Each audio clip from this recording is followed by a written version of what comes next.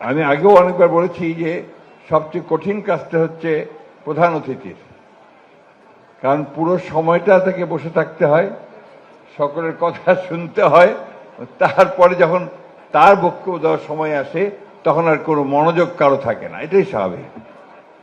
আমি খুব সংক্ষেপে আমার দু চারটি কথা বলতে চাই। আমরা আজকে আমি আপনাদের অনুষ্ঠানে আসার জন্যে আমি হবিগঞ্জ থেকে 12টার সময় রওনা হয়েছি এবং সরাসরি এখানে এসে উপস্থিত হয়েছি। আমি ব্যক্তিগতভাবে শুধু নই, আমরা আমাদের দলের পক্ষ থেকে, সরকারের পক্ষ থেকে আপনাদেরকে আমরা আন্তরিক অভিনন্দন এবং শুভেচ্ছা জানাতে চাই যে আজকে একটা চমৎকার একটা প্রতিযোগিতার ভিত্তিতে আপনারা অনুষ্ঠান করে আমাদের ছোট ছোট ছেলে মেয়েদেরকে উৎসাহিত অনুপ্রাণিত করেছেন।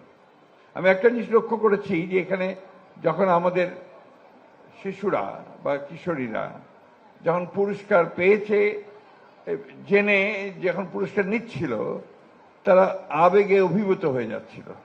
অর্থাৎ এই ৮৬,০০০ প্রতিযোগীদের মধ্যে থেকে বেরিয়ে আসা এবং তার মধ্যে থেকে পুরস্কার পাওয়া, এটা নিঃসন্দেহে একটা অত্যন্ত কৃতিত্বের কাজ। আমি আশা করব যে এই ধরনের প্রতিযোগিতা আপনাদের আরও হবে এবং তারা ভবিষ্যতে আরও ভালো করবে। প্রিয় সুধীবৃন্দ, আমি সুধীবৃন্দের মধ্যে আমার মেয়ে আরও অপর্ণা বসে আছে সামনে, তাকে আমি একটু স্পেশালি আপনার অ্যাড্রেস করতে চাই। সে সবসময় আমি দেখেছি যে এই ধরনের অনুষ্ঠানগুলোতে সে সবার আগে আসে এবং এই কাজগুলো সে সবসময় সমর্থন করে। একটি কথা আমি আপনাদেরকে বলতে চাই যে আমরা একটা বিশেষ একটা পরিস্থিতির মধ্য দিয়ে কিন্তু আজকে এখানে উপনীত হয়েছি। একটা ছাত্র জনতার অভ্যুত্থানের মধ্য দিয়ে একটা ফ্যাসিস্ট সরকারকে পরাজিত করে আমরা একটা নতুন সুযোগ তৈরি করেছি। এই সুযোগটাকে আমাদের কাজে লাগানো দরকার। এবং আপনারা নিশ্চয়ই লক্ষ্য করেছেন যে এইবার আমি যেটা বলি, যেটা শর্মাদা বলেছেন, আমি একটু ভিন্নভাবে দেখি। আমি বলি যে এইবার বাংলাদেশের সত্যিকার অর্থেই যারা স্বাধীনতা প্রেমিক, যারা সার্বভৌমত্বে বিশ্বাস করে, যারা 1971 সালের মুক্তিযুদ্ধে লড়াই করে সংগ্রাম করে দেশ স্বাধীনতার বিষয়টাকে বিশ্বাস করে, তারা তাদের দায়িত্ব পালন করেছে এবারকে নির্বাচনে অংশ নিয়ে। এই কথাটা একটু মনে রাখতে হবে দাদা। আমরা সবাই আমাদের দায়িত্ব পালন করি। আমরা সবসময় চেষ্টা করি যে আমাদের দেশ, যেটার জন্য আমরা 1971 সালে যুদ্ধ করেছিলাম, সেই 71 সালের যুদ্ধের যে চিন্তা ভাবনাগুলো ছিল, সেই চিন্তা ভাবনাকে যেন আমরা কখনোই ভুলে না যাই। আমি নিজে একজন মুক্তিযুদ্ধের সংগঠক ছিলাম। 1971 সালে আমার বয়স, আমি তখন মাস্টার্স শেষ করেছি, একজন যুবক। এবং আমরা যখন যুদ্ধের প্রয়োজনে ভারতে গেছি, সেখানে আমরা সংগঠন করার চেষ্টা করেছি। ভারত যে সহযোগিতা আমরা আমাদেরকে করেছে, নিঃসন্দেহে আমরা সব সময় অত্যন্ত কৃতজ্ঞতার সঙ্গে স্মরণ করি। দুর্ভাগ্য আমাদের, আজকে বাংলাদেশে একটি শক্তি তৈরি হয়েছে, একটি মতবাদ তৈরি হচ্ছে যে 1971 সালের যে মূল বিষয়টাকে, সেটাকে ভুলিয়ে দিয়ে নতুন করে চিন্তা করার জন্য। আমরা কখনোই 24-এর যে ছাত্র গণ অভ্যুত্থান, ফ্যাসিস্টের বিরুদ্ধে যে লড়াই, এই লড়াইকে কখনো খাটো করে দেখি না। বরঞ্চ আমরা মনে করি এই সংগ্রাম, এই লড়াইটা ছিল বাংলাদেশের আপামর জনসাধারণের লড়াই।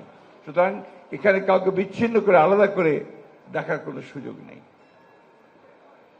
আমার যত জানা, আমি এটুকু খুব জোর গলায় বলতে পারি যে আমাদের বর্তমান প্রধানমন্ত্রী, যিনি আমাদের দলের চেয়ারম্যান, তিনি প্রথম থেকে আমাদেরকে এই নির্দেশ দিয়েছেন যে 5ই আগস্টের পরে আমাদেরকে নির্দেশ দিয়েছিলেন যে সমস্ত নেতা কর্মীরা যেন আমাদের হিন্দু সম্প্রদায়ের ভাইদের পাশে দাঁড়ায়, এবং তারা দাঁড়িয়েছেন।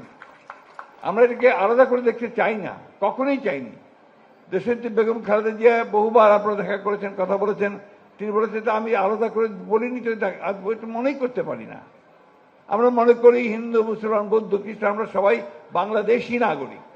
এখানে আমাদের মধ্যে কোনো বিভেদ নেই, বিভাজন আমরা সৃষ্টি করতে চাই না।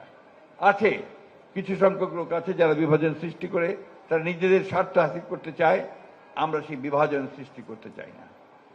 আমার সবসময় মনে হয় যে জাতি যখন একটা সংকটের মধ্যে পড়ে তখন অতীতে 1971 সালে আমরা সে প্রমাণ দিয়েছি। আমরা সমস্ত হিন্দু মুসলমান বৌদ্ধ খ্রিস্টান আমরা একযোগ হয়ে সংগ্রাম করে লড়াই করে দেশকে স্বাধীন করেছিলাম। ঠিক একইভাবে আমরা এই 24শে জুলাইয়ের যে ছাত্র গণঅভ্যুত্থান আমরা আবার সবাই ঐক্যবদ্ধ হয়ে একই সঙ্গে লড়াই করেছি। সুতরাং এটাকে বিভাজন করে এটার সম্ভাবনাটাকে যেন আমরা নষ্ট না করি। আমি বারবার আমার একটা কথা মনে হয় যে যারা এটা করতে চায় তারা বাংলাদেশকে ভালোবাসে না। যারা এটা করতে চায় তারা বাংলাদেশের প্রকৃত যে আমরা বলি যে স্বাধীনতাকামী মানুষ, সেটা আমি মনে করি না। এখানে একটা ভিন্ন একটা ঘটনা লুকায়িত থাকতে পারে।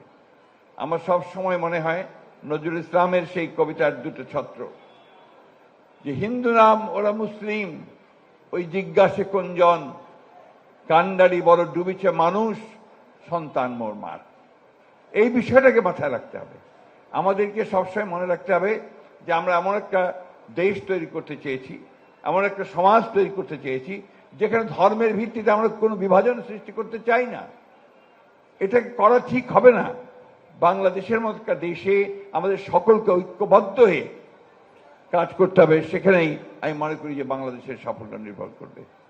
আমি অত্যন্ত আনন্দিত যে আজকে আপনাদের এই অনুষ্ঠানে আসতে পেরেছি। মাত্র একদিন আগে বা দুদিন আগেই বোধহয় না, আমরা মাননীয় প্রধানমন্ত্রীর সঙ্গে আমাদের নেতৃবৃন্দ দেখা করেছিলেন। আমি সেই বৈঠকে উপস্থিত ছিলাম। প্রায় ঘণ্টাখানেকের সেই আলোচনা। সেই আলোচনায় মাননীয় প্রধানমন্ত্রী তিনি পরিষ্কার করে বলেছেন যে আপনাদের সমস্ত বিষয়গুলো পর্যায়ক্রমে দেখা হবে, এবং সেই জন্যে আমি বিজনকান্তি সরকারকে এই দায়িত্ব অর্পণ করেছি। আপনাদের মানুষকে সেই দায়িত্ব দেওয়া হয়েছে। আমি আবার এটা আপনাদের মানুষ বলতে চাই না, আমি আমাদেরই মানুষ বলতে চাই, এবং দাদার সঙ্গে আমাদের সম্পর্ক সেটাই। এই জায়গাটা আমি খুব কনসিয়াসলি আপনার অ্যাভয়েড করতে চাই। আমরা যেন পরস্পরকে যে ভ্রাতৃত্ববোধ, যেটা আমাদের হাজার বছর ধরে চলে এসছে এই দেশে, সেই ভ্রাতৃত্ববোধ এটা যেন আমাদের অক্ষুণ্ণ থাকে। ইভেন পাকিস্তান দিবসে আমাদের মধ্যে তো এই ডিভিশন ছিল না, আমি দেখিনি। আপনারা কে কত দেখেছি কি আমি জানি না, আমি দেখিনি। আমার শহর ঠাকুরগাঁ শহর একেবারে উত্তরাঞ্চলে, আমরা তো একসাথে যেমন পূজা উদযাপন করেছি, আমি পূজা মণ্ডপে গিয়ে নাটকও করেছি। সেই একই সঙ্গে আমাদের বন্ধুরা মনতোষ দিয়ে এসে আমাদের ঈদের এসে আমার বাসায় এসে মায়ের হাতে সেমাই খেয়ে গেছেন। এই বিষয়গুলোকে আমরা সবাই ওই দৃষ্টিভঙ্গি দিয়ে দেখি এবং সেভাবে এগিয়ে যাই। আসলে আমাদের মূল পরিচয় হচ্ছে আমরা মানুষ, আমাদের মূল পরিচয় হচ্ছে আমরা বাংলাদেশি, এবং এখানে যারা সনাতন ধর্মের কথা বলেন তারা কিন্তু এখানকার মানুষ, এই জমির মানুষ, তারা ভূমিপুত্র। সুতরাং তাদেরকে নিয়ে যদি কেউ কোনো পরিকল্পনা করে, চক্রান্ত করে, সেটাকে এই দেশের মানুষই এটাকে আপনারা সম্পূর্ণভাবে নাকচ করে দেবে। আমি বক্তব্য বাড়াবো না, আমি শুধু আপনাদের কাছে অনুরোধ করব যে আপনারা ধৈর্য ধরবেন, ধৈর্যের সঙ্গে এগিয়ে যাবেন। একটা সংকটের মধ্য দিয়ে আমরা বেরিয়ে এসেছি, আর একটি নতুন সংকট যেন আমরা তৈরি না করি। আজকে গোটা পৃথিবী একটা সংকটের মধ্যে। এই যুদ্ধ, ইরান এবং যুক্তরাষ্ট্র ইসরায়েলের যুদ্ধ আমাদেরকে আরো একটা অর্থনৈতিক সমস্যার দিকে ঠেলে দিয়েছে। এর মধ্যে আবার একটা শক্তি কিন্তু দেখেছেন, তারা কিন্তু চেষ্টা করছে আবার বাংলাদেশের এই স্থিতিশীলতাকে নষ্ট করার জন্য। আপনারা আজকেই দেখেছেন, আজকে অনেক বড় বড় জমায়েত করা হয়েছে, এক মাসও যায়নি, এখন আবার সেগুলো করার চেষ্টা করা হচ্ছে। এগুলো আমাদেরকে সচেতন থাকতে হবে, এবং সচেতন থেকে সেই সমস্ত শক্তিকে আমাদের পরাজিত করতে হবে, যারা আমাদের মধ্যে বিভেদ সৃষ্টি করতে চায়, যারা আমাদের ঐক্যকে বিনষ্ট করতে চায়, যারা আমাদের স্বাধীনতা সার্বভৌমত্বের বিরুদ্ধে দাঁড়ায়, তাদের বিরুদ্ধে আমাদেরকে সচেতন হয়ে দাঁড়াতে হবে। প্রিয় সুধীবৃন্দ, আমি আর একটিও বক্তব্য বাড়াবো না, শুধু আপনাদেরকে এইটুকু বলবো যে আসুন আমরা অতীতে চারিতা না করে সামনের দিকে এগিয়ে যাই, একসাথে একজোটে এগিয়ে যাই। আমার বিশ্বাস আমরা যদি এক থাকি তাহলে কোনো শক্তি নেই আমাদেরকে পরাভূত করতে পারে। এই বিষয়টা আপনারা সবসময় মনে রাখতে হবে। আর নিজেকে কখনোই কোনো মতেই খাটো মনে করবেন না।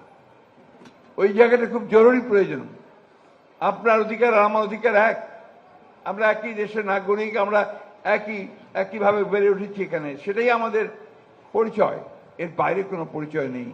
তাই আমি বিশ্বাস করব যে আমরা সামনের দিনগুলোতে ঐক্যবদ্ধভাবে একসাথে কাজ করব। আপনাদের সকলকে আবার ধন্যবাদ, আদাব, নমস্কার।